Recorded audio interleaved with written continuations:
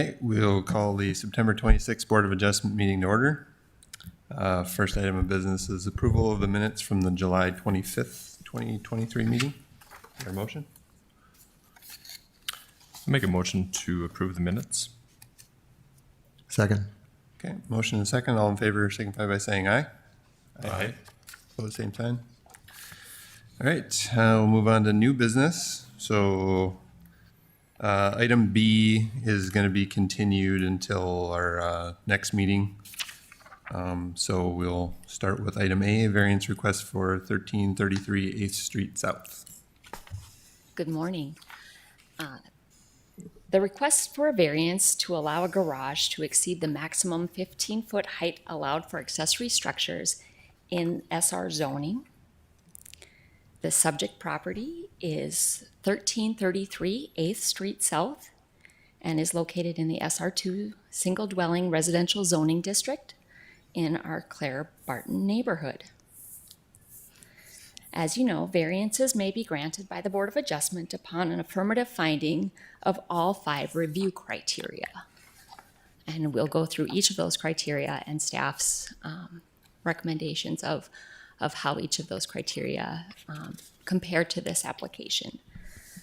So for the first criteria, the requested variance arises from conditions unique to the subject property, not ordinarily found in the same zoning district, and are not a result of the owner's intentional actions.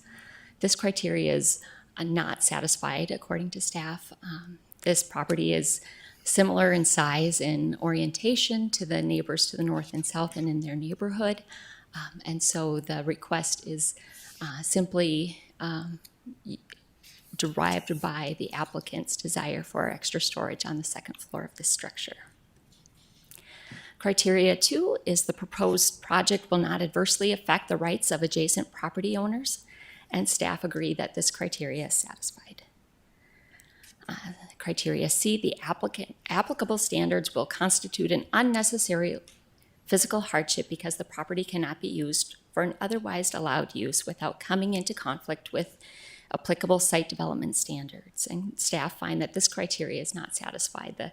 The applicant can still use the home and use the property for residential living. And there are design alternatives that would be allowed and could meet the land development code. And criteria D, the proposed project will not adversely affect the public health, safety, and welfare. And there's no data to not agree. So this one is satisfied as well. And finally, the variance is the minimum variance that will overcome the hardship. And as previously mentioned, that there is no hardship. So this is satisfied, but again, we don't find that the variance is satisfied. So the recommendation is to accept the findings of staff and deny the requested variance to allow an accessory structure to exceed the maximum accessory building height in the SR2 zoning district on the basis that the review criteria A and C have not been met. That concludes my presentation. Thank you. If the applicant wishes to address the board, they sure can.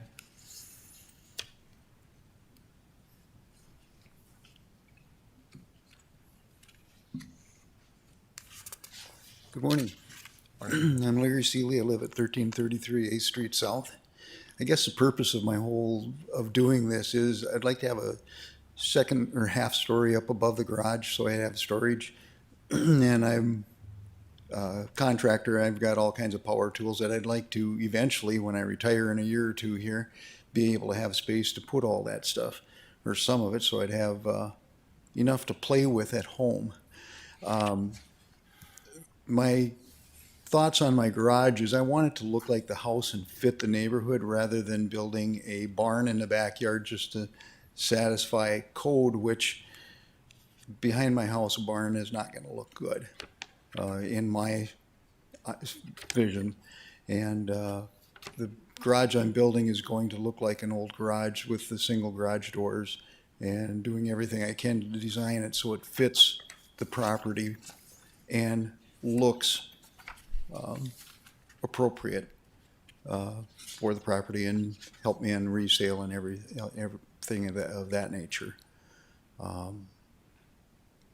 Other than that, I guess I'm at your mercy.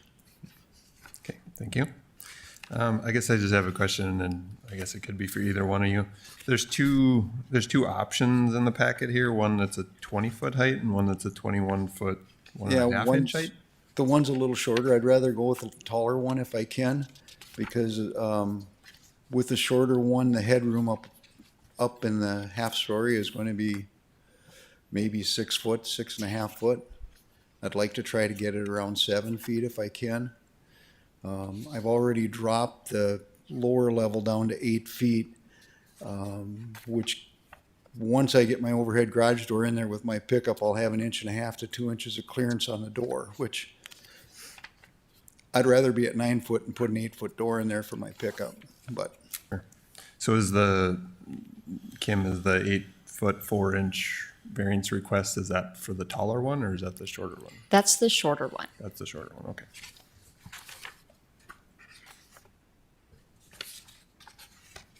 The other thing that was important to me too is not to try to get a garage that's taller than my house. I want it to look like it's a lower end and don't want it to be standing out like a sore thumb. Do you know what the current height of your house is? Not right offhand, but the garage should be about 4 feet shorter.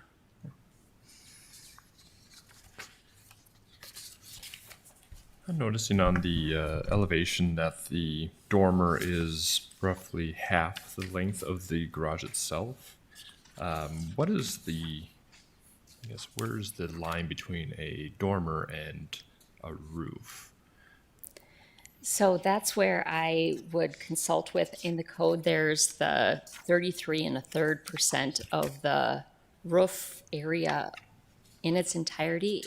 If it's 1/3 or less, then we would use the roof line determination. And if it exceeds that 1/3 dormer area, then that's where the dormer becomes the roof, if that Yes, that Makes makes sense. Has that been assessed in this scenario? right. So therefore the proposed dormers are on both sides, and on each side it's greater than half. So therefore the measurement for the height is off of the dormer. Oh, So the 18-foot 4-inch variance request would be for the 20-foot option and based on the higher roof. Right.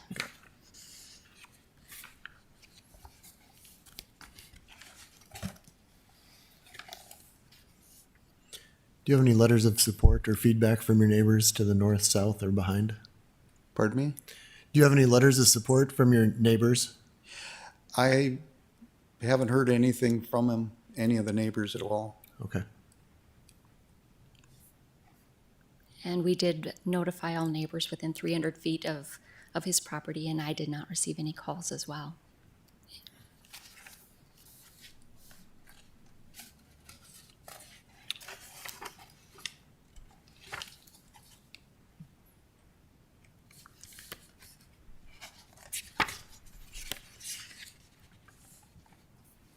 do you know that the pitches, do they match what you currently have in the house? The pitches of the roof that you're proposing on the garage, do they match the house pitches? I've got the garage so that the front of the garage will look just like the front of the house.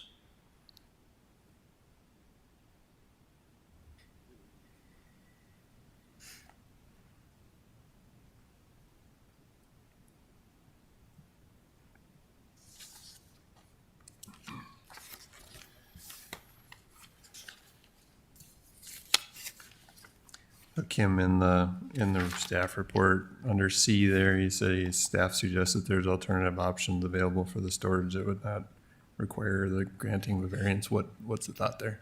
So if he would reduce the size of the dormers to that 33 1/3 or less, that would be an option to meet.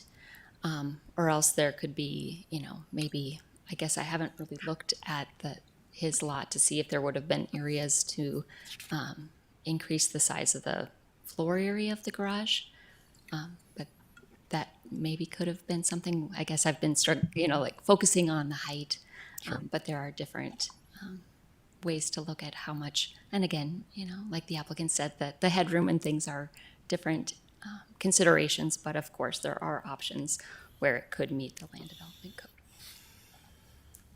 As I'm noticing in the drawings, the elevations, the pitches they seem a little, at least the main roof line pitches seem shallower than what your overall building, your house pitches. There's several different pitches on the house. As I would prefer to see something with a similar, I guess I would guess a 10-12 on the house. It's a 8-12 pitch on the house, I think it is, Okay. with a 3-12 in the middle, and I've done both the same on the garage. Okay, maybe I'm looking at the different. I think he did 7-12 maybe on the garage. In order to try to keep the roof lines down. I see on your second option, you have it 8-12.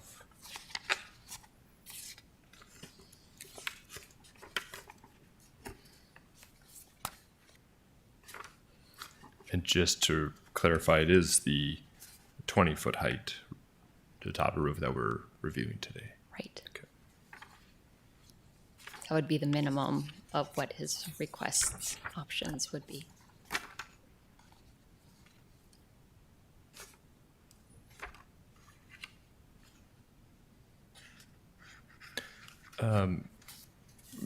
This is not currently in the land development code, but I know that there's been conversation about adjusting accessory dwelling units heights in the future land development codes. If this was to go in front of us in the future, would this be an issue in that future change in the land development code? We haven't started that planning process, so I can't anticipate exactly what it would be, but we are trying to inventory, some of the areas where we do have a lot of questions or where folks struggle with meeting certain aspects of the code as we move through that process. But of course, that'll be a community led process too, so there'll be opportunities for the community to share feedback to make things work out a little bit better. Okay.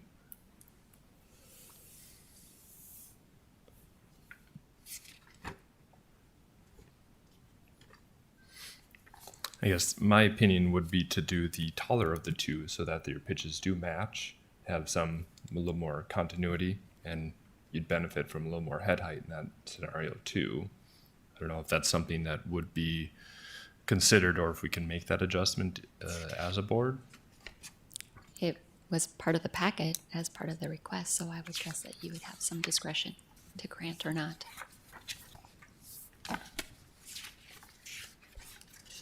And purely from aesthetic purposes, I would suggest using a separate material at your heel bearing, or I should say your lower eave height, so you have some breakup of that overall height, so it doesn't look as tall and it matches a little bit more to the house with the shingles above than the stucco below. I don't know if that makes sense. Your current house has stucco below your eave and then shingles above, right? If you did something like that for the garage, so it didn't look so monolithic. I'm having a hard time hearing you, I'm sorry. Oh, I'm sorry. Your current house has stucco on the first floor Right. and cedar shingles above. Right. I'm not saying you have to do the exact same thing, but the nice thing about that is it breaks up that volume, so it doesn't look as tall. So if we are to grant this variance, doing something to visually break that up, even though it's still taller. Yeah. Well, what I'm looking at doing is doing probably steel siding on the garage just for the cost of the product, and then do shingles or shakes looking steel on the upper portion to break it apart. Okay. like the house.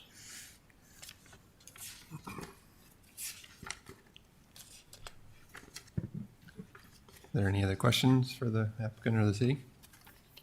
No? Are we ready to give a motion? Does anybody have a motion? I'd make a motion to approve the applicant as submitted to the taller, the 21 1.5 height.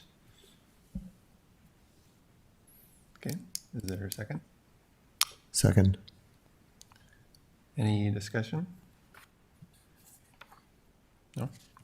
Yeah, I'll just say that I always struggle with these accessory structure height ones because, I mean, technically, he can change this up and still and build a 21-foot, 1.5-foot tall garage that meets the code. So just because of some of the different aspects, it doesn't fit within the language. You know, and the other part of this is, you know, we're trying to maintain existing housing stock and affordable housing. And, you know, right now it's a single stall garage. If you look at a lot of the neighbors, they have 2-stall garages. So this is would really kind of make it a lot more usable and more, I guess, desirable for future residents. So I guess I would be in support of this as well. So if there's no other discussions, we'll take a vote. Breen, Yes. Heller, Yes. Orth, Yes. Love. Yes. All right.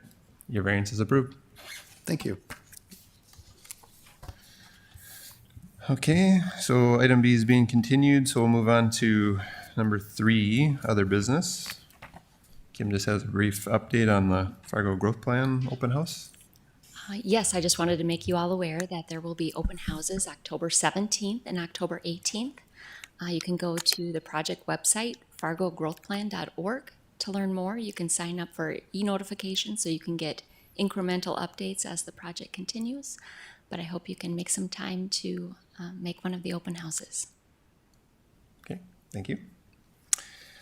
All right, nothing else on the agenda, so is there a motion to adjourn? Make a motion to adjourn. Second. All right, all in favor, signify by saying aye. Aye. All right, we're adjourned.